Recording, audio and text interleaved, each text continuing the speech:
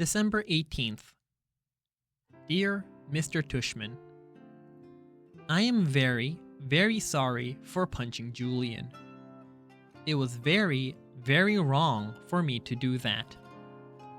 I am writing a letter to him to tell him that too. If it's okay, I would really rather not tell you why I did what I did, because it doesn't really make it right anyway. Also, I would rather not make Julian get in trouble for having said something he should not have said. Very sincerely, Jack Will. December 18th. Dear Julian, I am very, very, very sorry for hitting you. It was wrong of me. I hope you are okay. I hope your grown-up tooth grows in fast. Mine always do. Sincerely, Jack Will. December 26th. Dear Jack, thank you so much for your letter. One thing I've learned after being a middle school director for 20 years.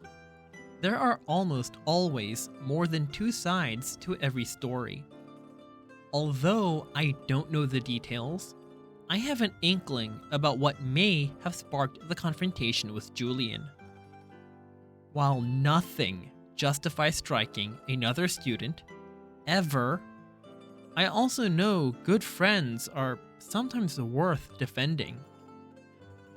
This has been a tough year for a lot of students, as the first year of middle school usually is. Keep up the good work and keep being the fine boy we all know you are. All the best, Lawrence Tushman, Middle School Director.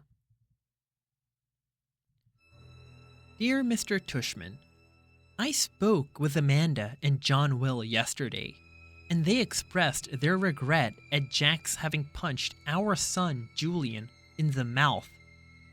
I am writing to let you know that my husband and I support your decision to allow Jack to return to Beecher Prep after a 2-day suspension. Although I think hitting a child would be valid grounds for expulsion in other schools, I agree such extreme measures aren't warranted here. We have known the Will family since our boys were in kindergarten and are confident that every measure will be taken to ensure this doesn't happen again. To that end, I wonder if Jack's unexpectedly violent behavior might have been a result of too much pressure being placed on his young shoulders.